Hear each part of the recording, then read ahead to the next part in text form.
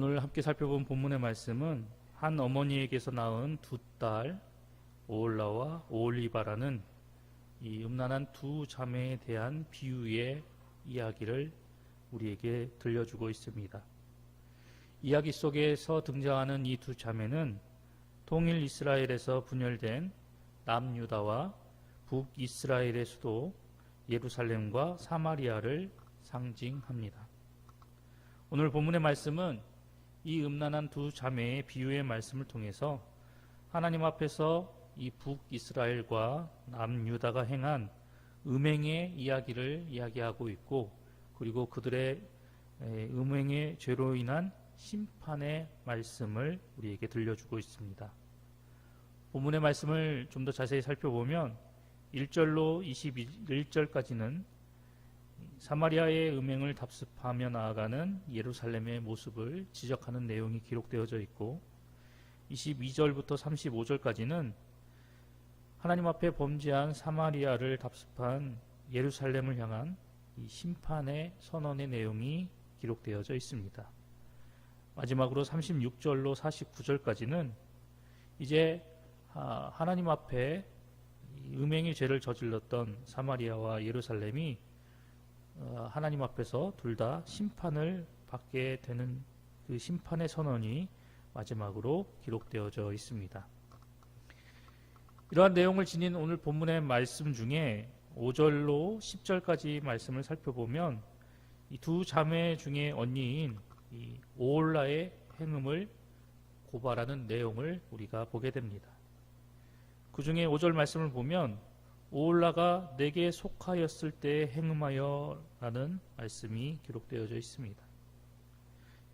이 말씀을 통해서 우리가 알게 되는 사실은 북이스라엘이 하나님의 선택받은 그런 민족이요 나라임에도 불구하고 하나님보다도 이 아수르를 더 의지하고 더 바라봄으로 인해서 그들이 하나님 앞에서 영적 행음의 죄를 지었다라는 사실을 발견하게 됩니다. 북이스라엘은 오늘 본문에서 비유하고 있는 것처럼 하나님과 부부관계를 맺은 그런 영적 백성으로서 하나님께서 허락하신 그 가나안 땅에서 하나님의 은혜와 그리고 하나님의 보호하심에 따라 그들이 살아가고 있었고, 이러한 모습 가운데서 그들 스스로가 자신들을 하나님의 백성이다라고 자부하며 살아갔던 사람들이었습니다.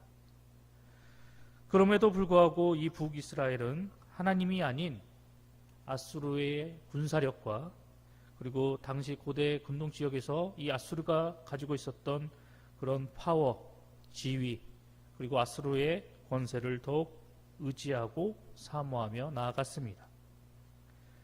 오늘 본문에서 이야기하고 지적하고 있는 것처럼 북이스라엘은 남편 대신 하나님보다 아수르가 더 위대한 것처럼 보였고, 그 아수르를 더 매력적인 존재로 생각하여 하나님을 저버리고 아수르를 사모하며 나아가게 되었습니다. 하나님을 저버리고 그리고 남편 대신 그 하나님이 아닌 그 아수르를 더 의지하고 사모함으로 인해서 결국 북이스라엘은 아수르의 모든 우상과 그들이 섬겼던 그 우상들을 하나님의 자리에 세우고, 그리고 그 우상들을 하나님보다 더 섬기며 나아가는 영적 행음의 죄를 저지르고야 말았습니다. 이러한 북이스라엘의 모습은 현재를 살아나가는 성도들에게 큰 교훈이 되고 있습니다. 하나님의 백성임에도 불구하고 하나님이 아닌 아수르를 더 사모하고 의지하고 그 아수르와 하나님 앞에서 영적 간음의 죄를 저질렀던 이 북이스라엘의 모습과 같이 이 시대를 살아나가는 하나님의 백성 성도들 역시 영적 행음의 가증스러운 죄를 범죄하기 쉽다라는 그런 교훈을 우리에게 주고 있습니다. 우리는 스스로 자부할지 모릅니다. 나는 하나님의 백성이고 하나님의 자녀이기에 세상에 속해 있지 않고 하나님 안에 거하며 하나님께 속한 자라고 스스로가 자부하고 있을지도 모릅니다. 매 주마다 열심히 교회에 출석하여 하나님 앞에 예배드리고 그리고 그분을 높이며 나는 하나님과 동행하는 삶을 살아나가고 있다라고 자신의 모습을 강조하며 나아갈지도 모릅니다. 하지만 우리가 분명하게 기억해야 할 것은 그럼에도 불구하고 어느 순간 우리도 이 북이스라엘과 같이 하나님보다 다른 무언가를 더 사랑할 수 있는 가능성이 얼마든지 있다라는 것입니다. 이 아수르가 하나님의 백성 북이스라엘을 매료시켜서 하나님을 저버리게 만들었듯이 우리가 사는 이 세상 그 무언가가 우리의 마음을 유혹하고 우리의 시선을 빼앗고 우리의 관심을 갈취해 나감으로 인해서 성도된 우리를 하나님보다 세상의 그 다른 무언가에게 마음을 쏠리게 해서 하나님이 아닌 그 다른 무언가를 더 사랑하며 만들 수 있는 요지가 우리의 삶 가운데 너무나 많이 존재하고 있다는 사실입니다.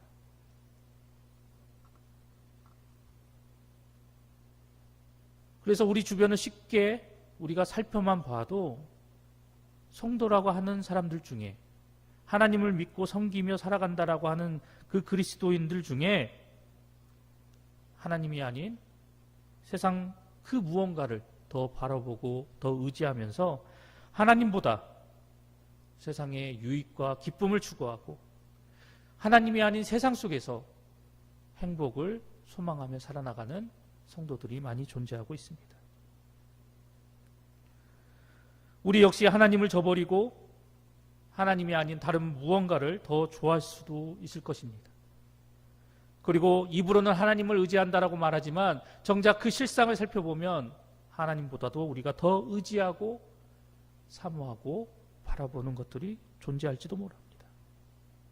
그런데 우리가 분명하게 기억해야 할 것은 오늘 이 북이스라엘과 같이 우리도 하나님이 아닌 다른 그 무언가를 더 바라보고 더 의지하고 더 사모하며 나아가게 된다면 영적 행음의 죄를 지은 이 북이스라엘의 전철을 우리도 밟아 나가게 될 것이라는 것입니다.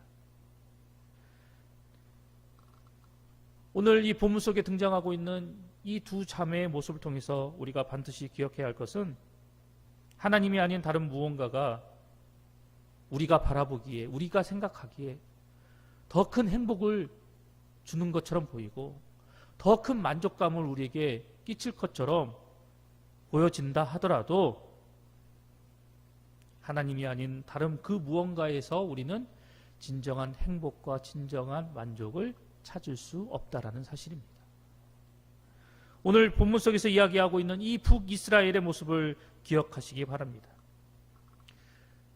그들이 하나님보다도 더 의지하고 하나님보다도 더 사모했던 그 아수르에게 그들이 하나님보다도 더 연합하고자 영적 행음까지 저지르며 하나님을 저버리고 다가갔던 그 아수르에게 되려 그들이 파멸당하고야 말았던 사실을 우리는 분명히 기억해야만 합니다. 사람은 무엇을 보고 그리고 무엇을 추구하느냐에 따라서 그 인생이 전적으로 달라지게 되는 모습을 발견하게 됩니다. 이러한 의미 가운데서 오늘 본문 속에 등장하고 있는 이 오홀라와 오홀리바는 정말 이 보는 이들로 하여금 답답함을 금치 못하게 하는 안타깝고 어리석은 모습을 우리에게 보여주고 있습니다. 오늘 본문의 말씀이 그들을 어떠한 존재로 우리에게 소개하고 있습니까? 바로 하나님께 선택된 자들이다라고 우리에게 말하고 있습니다. 이 오홀라와 오홀리바는 하나님의 아내의 신분을 가진 왕후와도 같은 그러한 존재들이다라고 우리에게 이야기를 들려주고 있습니다. 그들이 이렇게 존귀하고 놀라운 지위와 그리고 자격을 부여받았음에도 불구하고 그들은 하나님을 바라보지 않았습니다. 그들은 하나님이 아닌 세상을 바라보았고 하나님을 본받은 것이 아니라 세상의 악행을 본받아서 그 악행을 철저히 그들이 행하며 나아감으로 인해서 결국 그들은 추악한 음녀의 신세로 전락해버리고 말았습니다. 이러한 오홀라와 오홀리바의 모습을 바라보면서 하나님의 백성으로 성도로 부르심을 받은 우리의 모습을 다시 한번 점검하고 되돌아보아야 합니다. 우리 역시 이 오홀라와 오홀리바처럼 하나님이 아닌 다른 무언가를 바라보고 하나님이 아닌 다른 무언가를 더욱더 사모하고 의지하게 된다면 우리 역시 이 오홀라와 오홀리바처럼 영적 행음을 행했던 이 음녀의 모습으로 전락해 버리고야 말 것입니다. 하나님이 아닌 세상 무언가에 마음을 뺏기고 세상 무언가에 우리가 더욱더 매료되어 나아간다면, 그리고 그것을 하나님보다도 더 사모하고 더 의지하고 바라보게 된다면 결국 하나님을 향한 우리의 신앙과 믿음까지도 타락해버리고 그 모든 것들이 아무런 가치 없고 의미 없는 모습으로 전락해버리고야 말 것입니다. 하나님이 아닌 다른 무언가를 더 의지하고 바라보게 된다면 결국 우리는 평소 우리가 가지고 있었던 하나님을 향한 우리의 신앙과 그 믿음까지도 내팽개쳐 버리게 될 것이고, 썩어 없어질 세상의 허탄한 것에 목매어서 하나님을 알지 못하는 세상 사람들과 똑같은 모습으로 어리석게 주어진 삶을 살아가게 될 것입니다. 때문에 우리가 반드시 기억해야 할 것은 하나님께 속한 자가 하나님 앞에서 영적인 행음과 죄를 범하게 된다면 이로 인해서 하나님께로부터 멀어지게 되고, 그리고 결국 하나님의 엄중한 심판을 면치 못하게 된다는 사실입니다. 때문에 우리 모두는 내가 하나님보다도 더 관심을 가지고 더 마음을 쏟고 그리고 하나님보다도 더 의지하고 사모하는 그 무언가가 있다면 속히 그러한 요소들을 과감히 우리의 모습 가운데서 제거해 버려야 합니다. 그리고 하나님이 아닌 다른 그 무언가를 더욱더 관심을 가지고 의지하고 사모하며 나가는 그것 자체가 하나님 앞에서 매우 커다란 죄악이고 범죄의 모습이다라는 사실을 기억하면서 이러한 모습이 결국 우리들에게 어리석은 결과 안타까운 모습을 불러오게 된다는 사실을 기억하여서 언제나 우리의 마음 가운데, 우리의 중심 가운데, 우리의 신앙 가운데 어떠한 존재가 자리 잡고 있는지를 우리가 늘 점검하여서 세상이 아닌, 그리고 하나님이 아닌 다른 그 무언가가 자리 잡지 않도록 끊임없이 우리의 모습을 되돌아보고 살피며 나아가야만 할 것입니다. 성경은 우리에게 분명하게 이야기합니다. 이 자리에 나와 하나님께 이 귀한 새벽에 귀한 시간을 드리며 하나님의 말씀을 청종하는 우리 모두는 악한 세상 가운데 구별하여 부르심을 받은 하나님의 백성이다라고 분명하게 말하고 있습니다. 예수 그리스도를 구주로 믿고 의지하며 나아옴으로 인해서 이제 그 주님을 통해서 영적인 신부된 자들이다라고 우리에게 이야기하고 있습니다. 때문에 우리 모두는 하나님께로부터 부르심을 받은 자로서, 예수 그리스도를 통해서 하나님의 영적인 신부가 된 자로서 하나님의 뜻을 따르고 세상의 것이 아닌 위의 것, 하늘의 것을 소망하고 바라보며 하나님의 백성답게, 하나님의 영적인 신부답게 날마다 주어진 삶 속에서 거룩하고 순결한 삶을 사는 하늘 백성이 되어야만 합니다. 오직 하나님만을 바라보는 영적인 신부가 되어야 할 것입니다. 그리고 우리를 부르신 그분의 뜻에 따라서 날마다 주어진 삶 속에서 거룩과 성결을 지키며 나아가는 하늘 백성의 삶을 살아가야만 합니다.